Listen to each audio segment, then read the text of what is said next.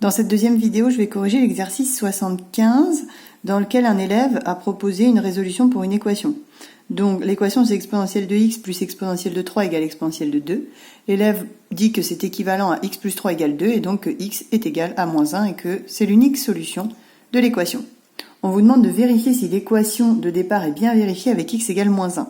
Donc on essaye, si x égale moins 1, ça va donner ici exponentielle de moins 1 plus exponentielle de 3 égale exponentielle de 2.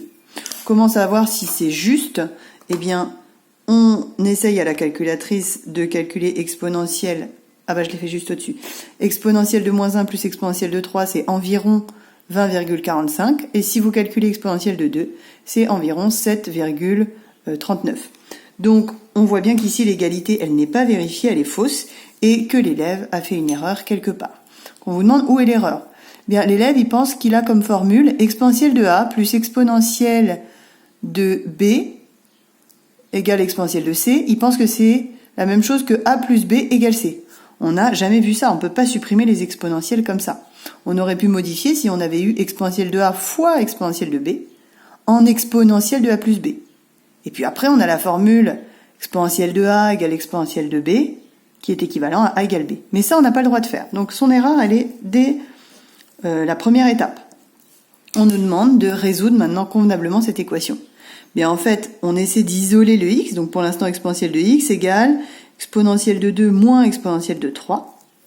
Puis là, on se dit, bien oui, mais moi je n'ai pas de formule avec exponentielle de a moins exponentielle de b. Donc, si on n'a pas d'idée, on peut taper à la calculatrice ce résultat. En fait, on va se rendre compte que c'est négatif. C'est environ moins 12, quelque chose.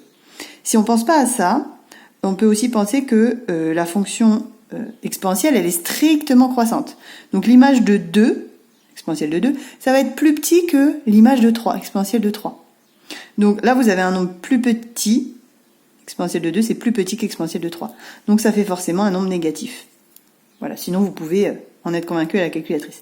Donc vous cherchez un nombre tel que exponentielle de x soit négatif. Bien ça, je vous le dis, c'est impossible. Parce qu'on a rappelé dans l'exercice précédent, le 73, que exponentielle de x, c'était toujours un nombre strictement positif. La courbe de la fonction est complètement au-dessus de l'axe des abscisses. Voilà pour ce deuxième exercice. Bonne journée à tous.